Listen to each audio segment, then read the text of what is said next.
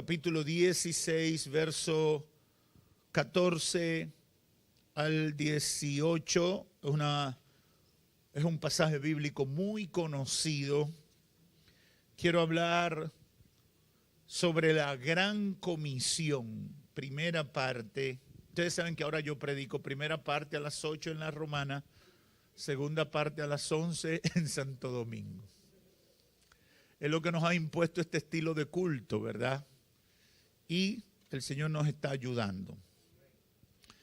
La gran comisión, Marcos 16, 14, dice la Escritura: finalmente se apareció Jesús a los 11 mismos, estando ellos sentados a la mesa, y les reprochó su incredulidad y dureza de corazón, porque no habían creído a los que le habían visto resucitado.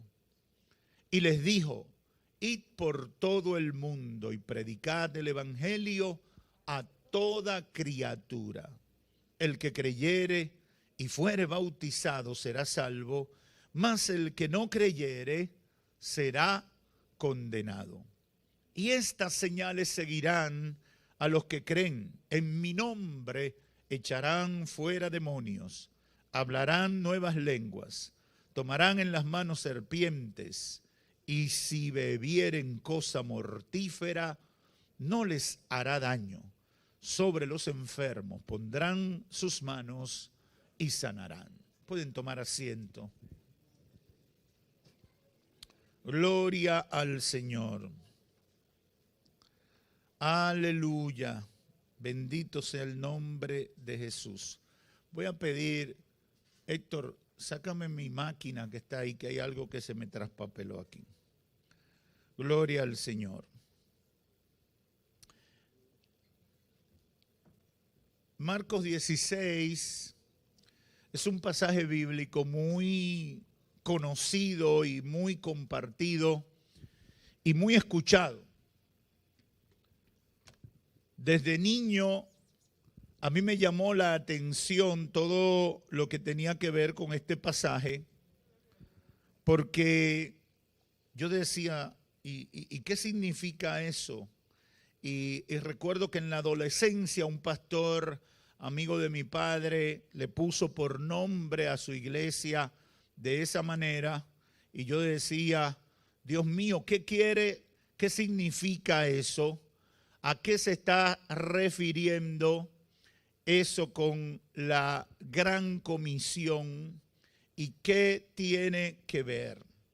Y precisamente el Espíritu Santo llamó nuestra atención en lo referente a esa asignación que el Señor Jesús delega en sus discípulos ya en el ocaso de su ministerio en la tierra. Jesús había terminado prácticamente la parte más difícil de su asignación. ¿Por qué, pastor? Bueno, porque Jesús había sido crucificado y se había levantado victorioso al tercer día.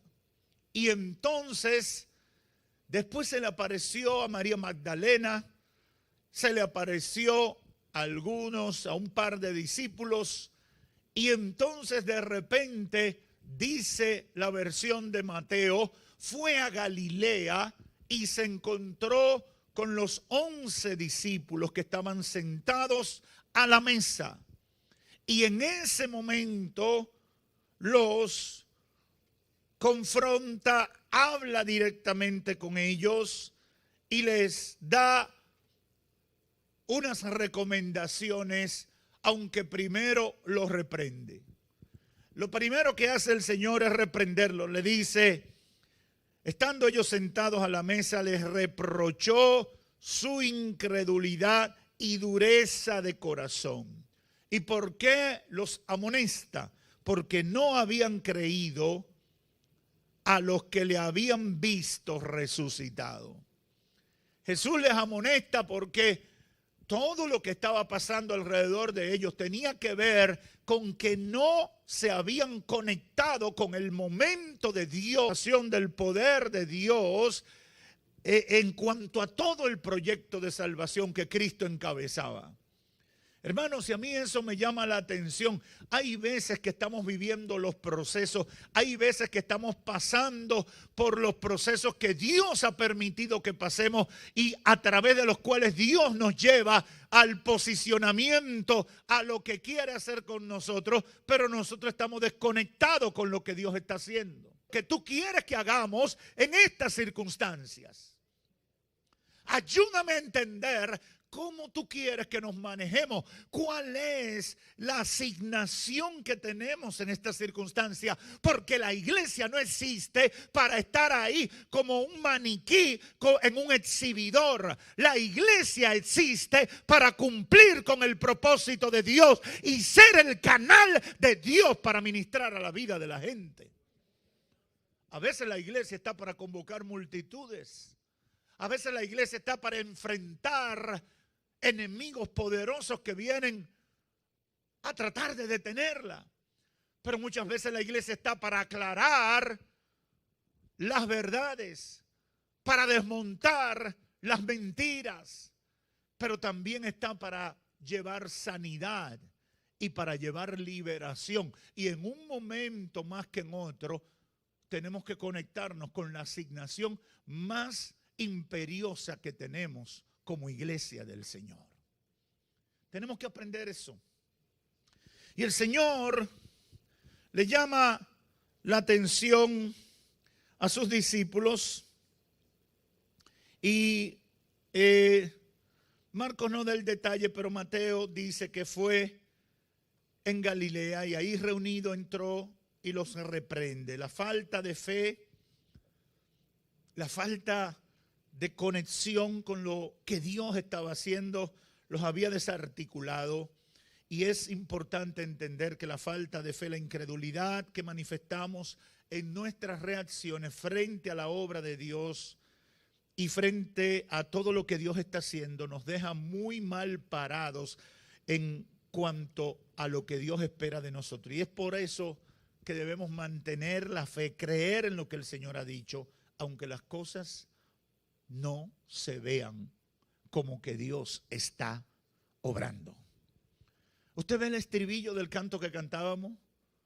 Aunque no te pueda ver, yo sé que tú estás obrando. Y eso no debe ser el estribillo de ese canto solamente. Debe ser una declaración permanente en nuestros labios. Aunque yo no te sienta, yo sé que tú estás en control. Aunque yo no te vea, yo sé que tú estás trabajando. Aunque parezca que todo se derrumba, yo sé que tú estás ahí, Señor. ¿Cuál fue la gran comisión? ¿En qué consistía? ¿En qué consistía la gran comisión? Es muy sencillo a la luz del verso 15.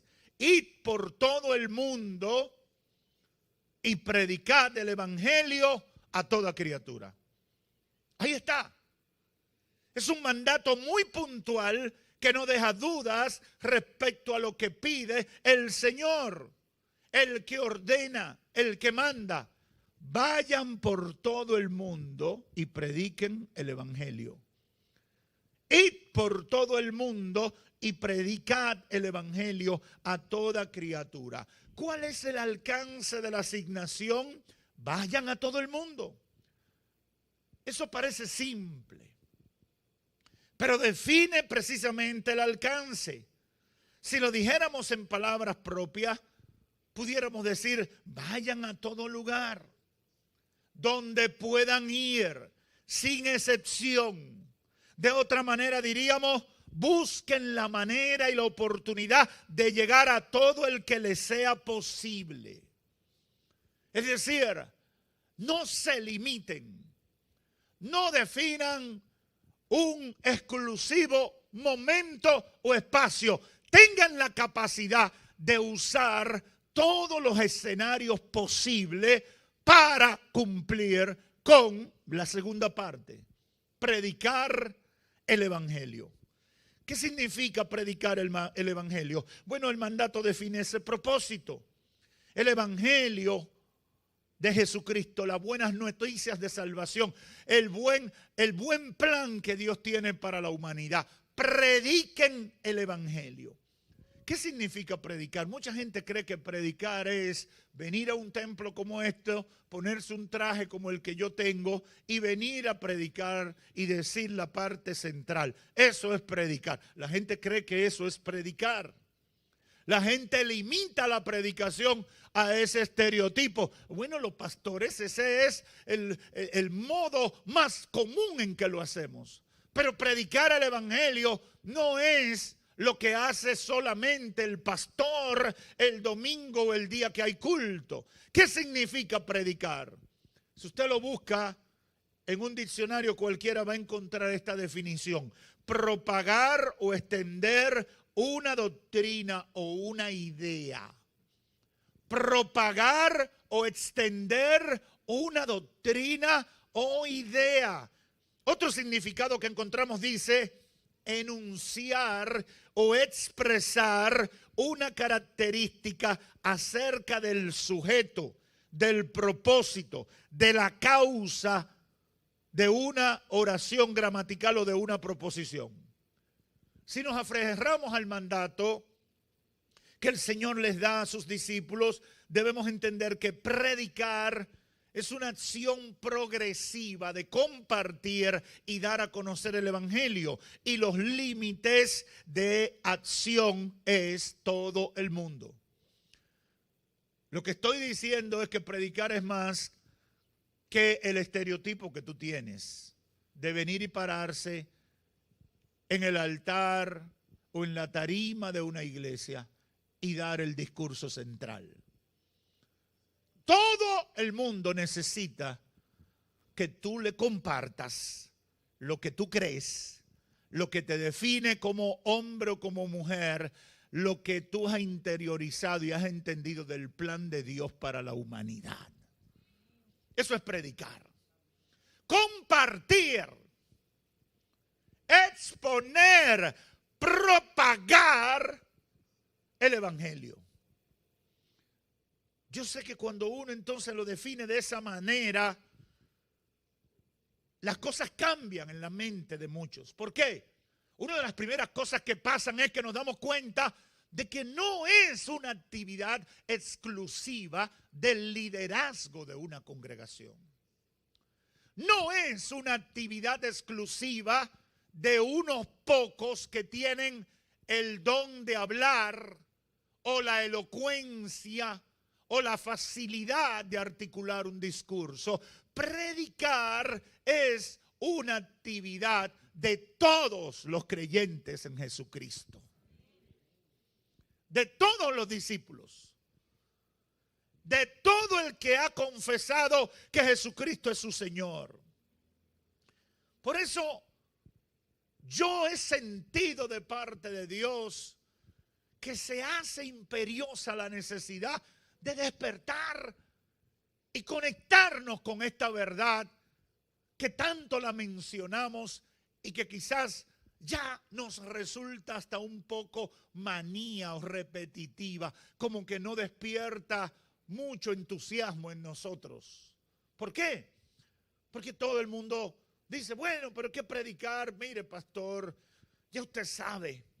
No, lo que el Señor está diciendo es que predicar el evangelio es una obligación, deber y acto de obediencia a Él.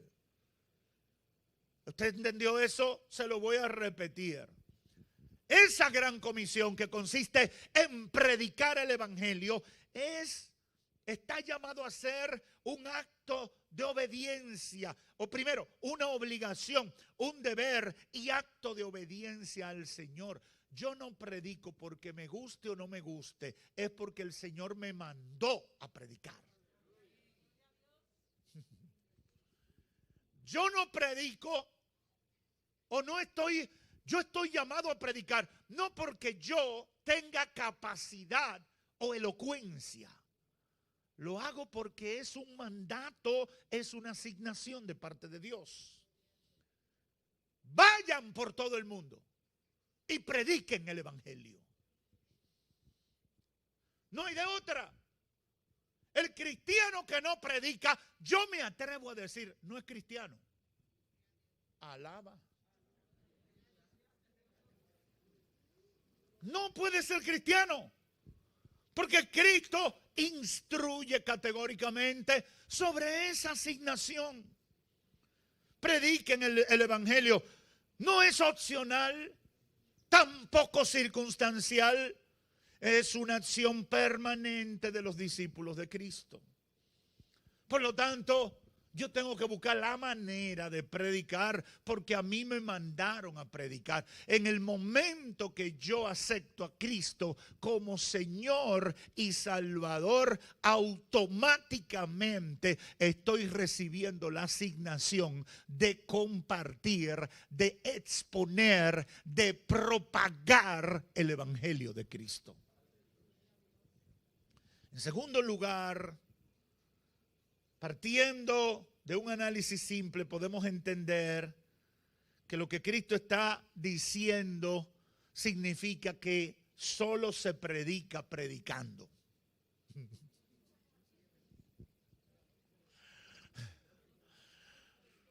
Pastor, ¿y por qué usted dice eso? Hemos escuchado muy buenas excusas como esta. Yo predico con mi ejemplo, pastor. Yo me comporto como un cristiano. Nadie me puede señalar. Y aunque yo no abra la boca, ni nunca le ha dicho a alguien que busque de Dios, ellos saben, en el fondo. Es más, pastor, algunos se me han acercado y me han dicho, tú eres raro.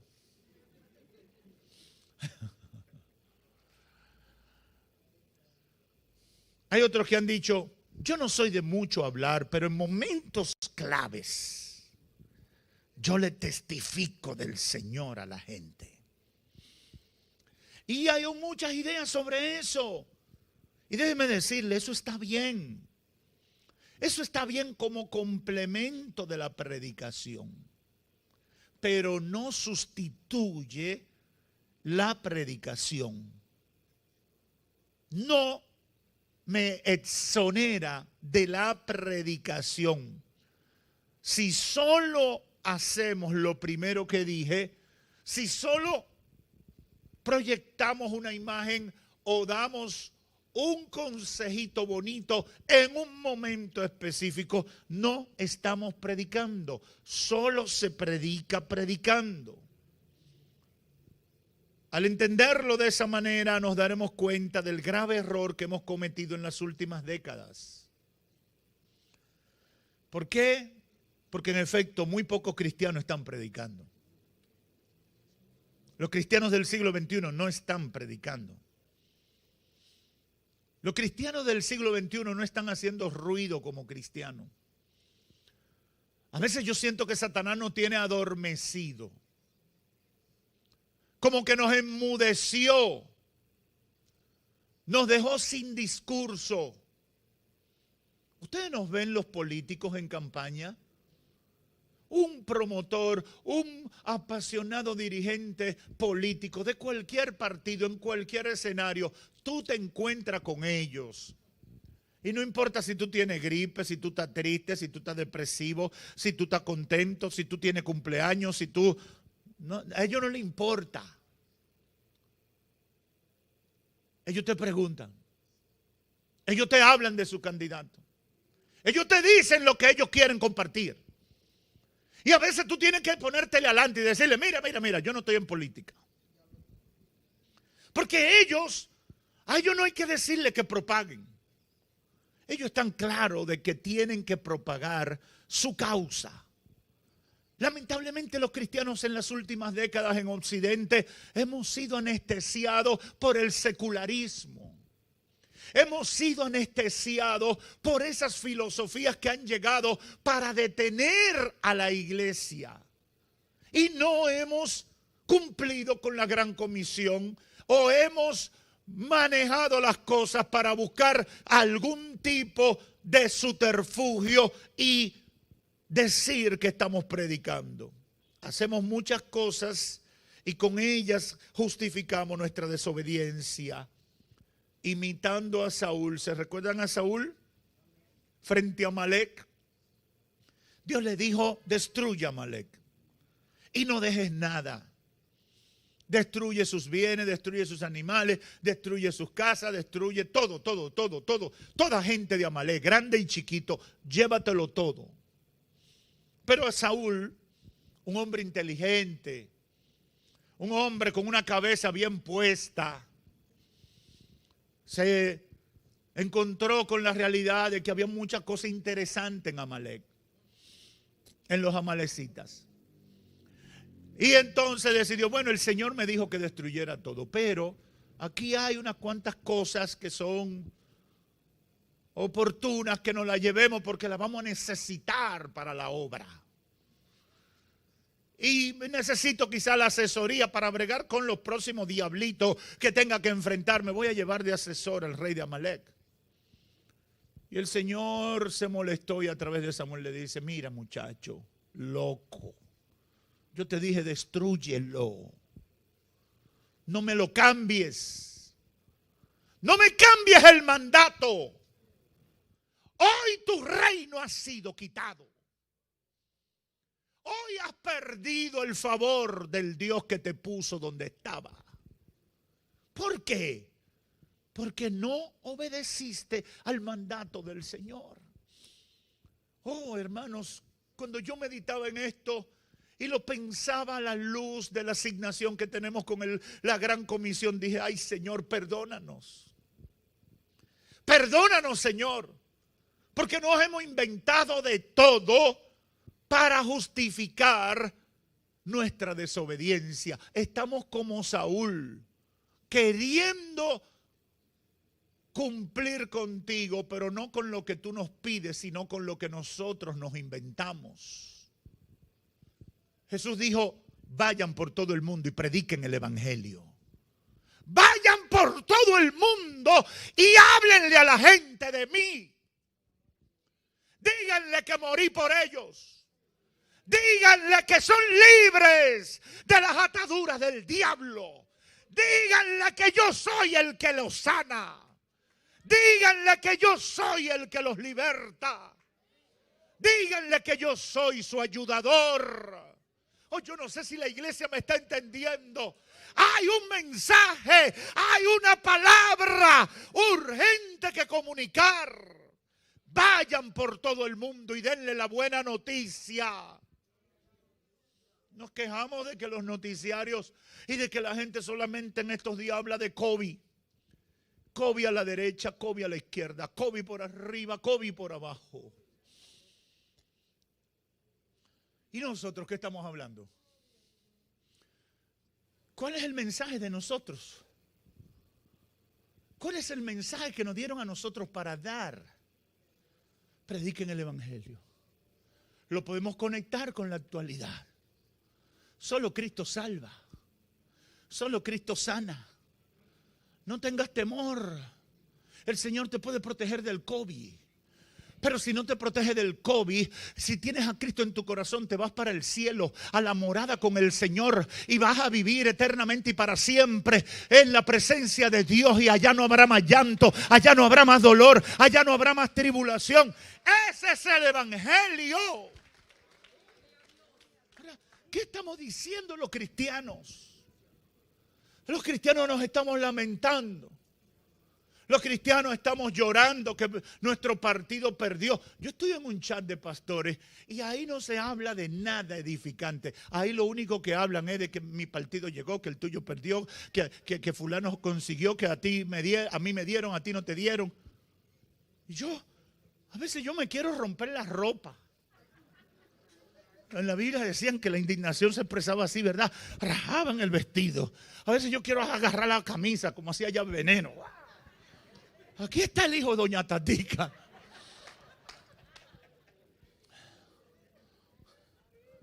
¿Por qué? ¿Cuál ha sido la gran comisión? Prediquen el evangelio. La gente quiere escuchar el evangelio. La gente quiere escuchar palabras de esperanza. La gente quiere escuchar una palabra viva de parte de Dios que le dé ánimo para seguir viviendo. Hay gente que con todo lo que está escuchando ya no quiere vivir. Alguien me dijo esta semana, ya yo estoy loco que me dé el COVID para saber si me muero o no. Usted se ríe, pero es así. Hay gente desesperada para salir de eso. Tengo que terminar porque estos son cultos durante cuarentena. Y solo se predica predicando. Solo se predica predicando.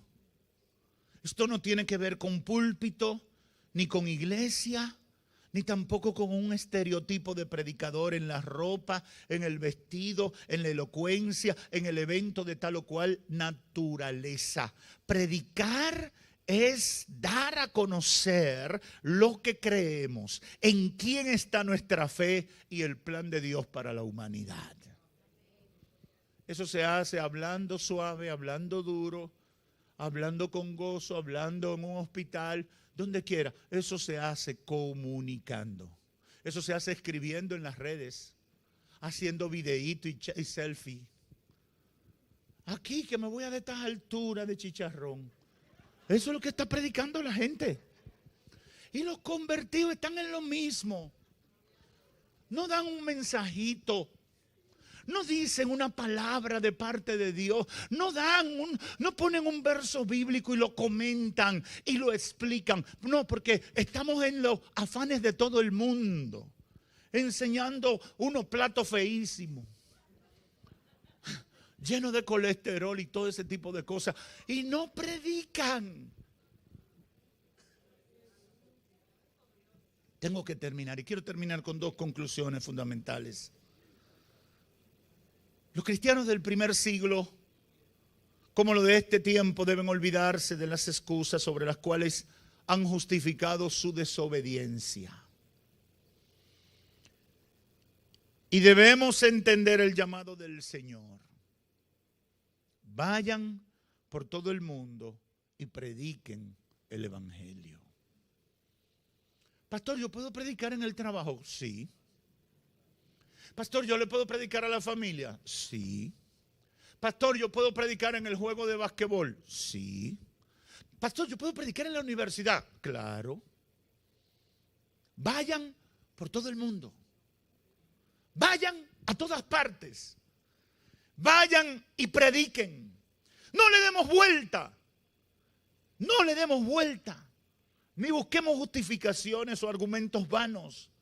Tenemos que hablar con la gente y comunicarle la buena noticia del evangelio de salvación. ¿Por qué? Porque es lo mejor que le puede pasar al ser humano. Reconciliarse con Dios, recibir el perdón de sus pecados, ser libre de sus ataduras espirituales que el enemigo usa para arruinarle la vida. El mejor remedio que tú le puedes hacer, le puedes dar a una gente, no es que haga un té de moringa. Es que Cristo salva. Es que Cristo sana. Es que Cristo liberta. Es que Cristo viene. Aleluya. Que necesitamos a Cristo en esta tierra y en la eternidad. Que el que se muere sin Cristo va para el infierno. Ay, pastor, pero que no me diga eso. Sí, te lo tengo que decir. Porque me asignaron ese mensaje. Y tengo que decírtelo porque soy probablemente la única persona que va a estar cerca de ti para decírtelo. En segundo lugar, la iglesia tiene una deuda con la gran comisión. Porque los mejores cristianos, cuando mucho en la actualidad participan en operativos masivos o campañas evangelísticas llevando el mensaje. Sin embargo, una gran mayoría solo se ha dedicado a consumir mensajes.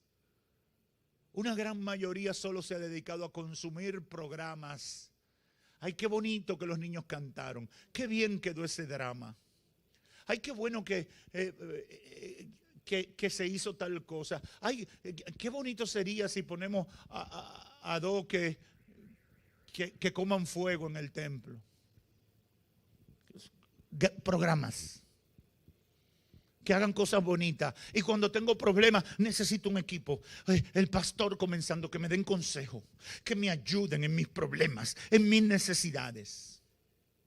Y como yo tengo problemas y tengo necesidades, yo no puedo hacer nada. A mí hay que atenderme. olvidando la gran comisión, olvidando la asignación de parte de Dios. Estoy aquí en el nombre de Dios para decirle: prediquen el evangelio, cumplan con la gran comisión. Parece que el mundo nos ha confundido y hemos perdido la pasión y la seguridad de predicar. Y el tiempo no me permite para entrar en profundidad, pero parece que el mundo nos ha engañado, Satanás nos ha anestesiado y hemos perdido la pasión y la seguridad de predicar el evangelio. Yo sé que algunos se justifican en las imprudencias de hermanitos, a veces bien intencionados, pero con mucha falta de tacto, que atropellan, son maleducados, son inoportunos y hacen las cosas mal. Y decimos: yo no voy a hacer las cosas como ese, yo no soy un loquito.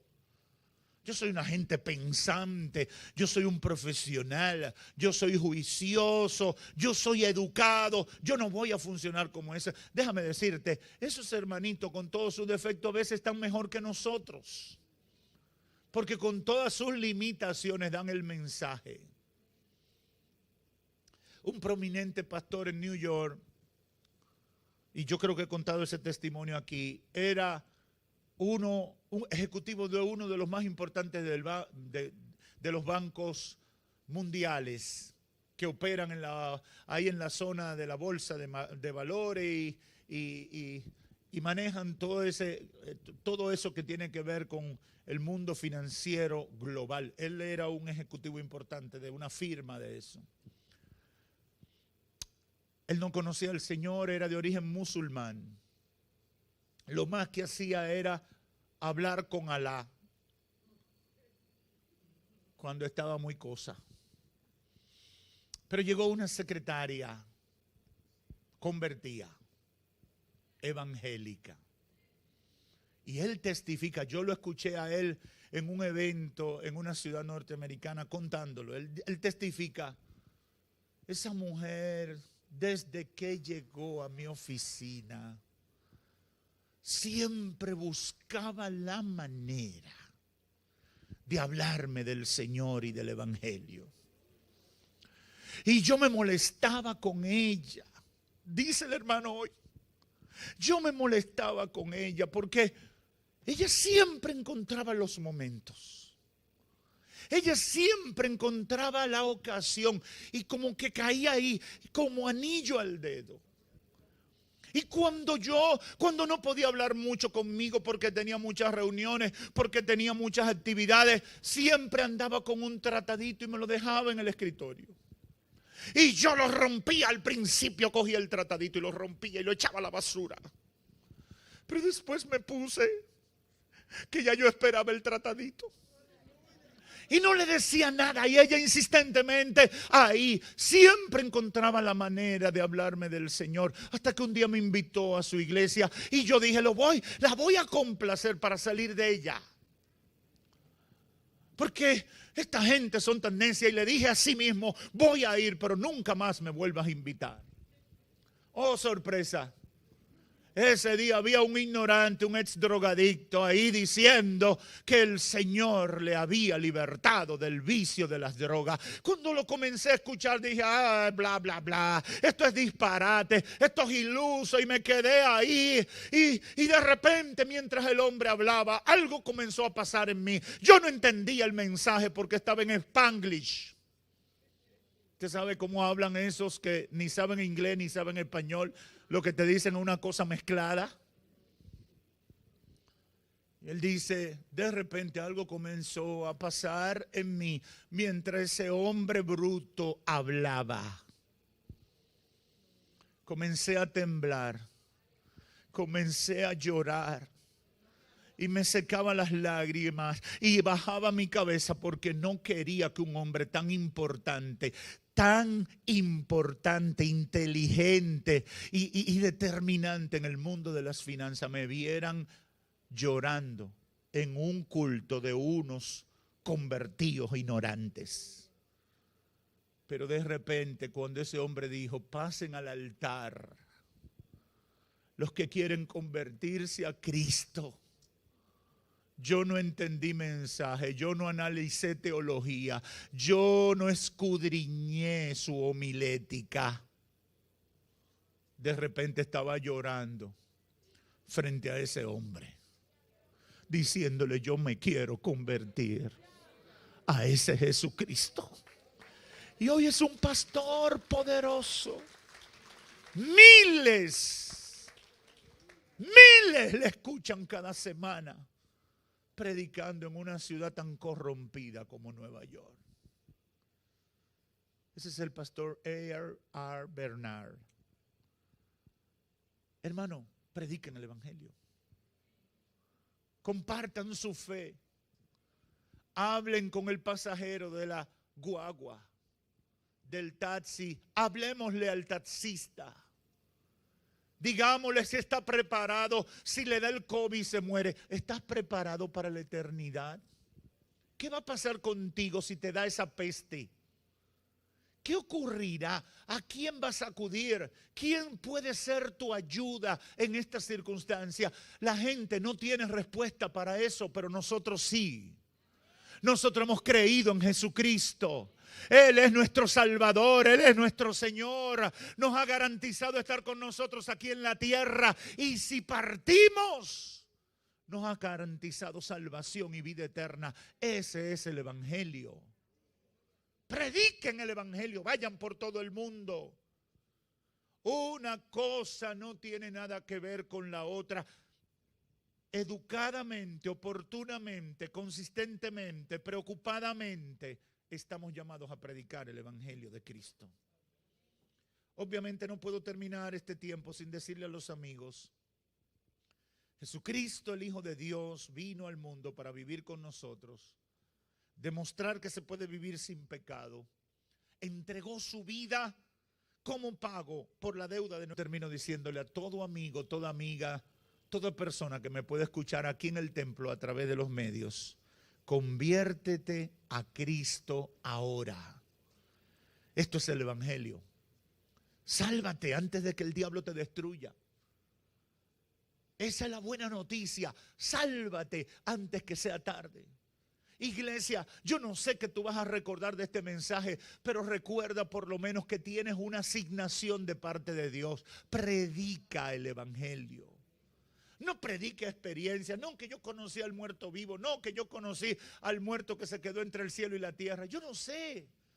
No predique experiencia tanto, porque nos hemos entretenido con las experiencias de otros y se nos ha olvidado el evangelio. Prediquemos el evangelio.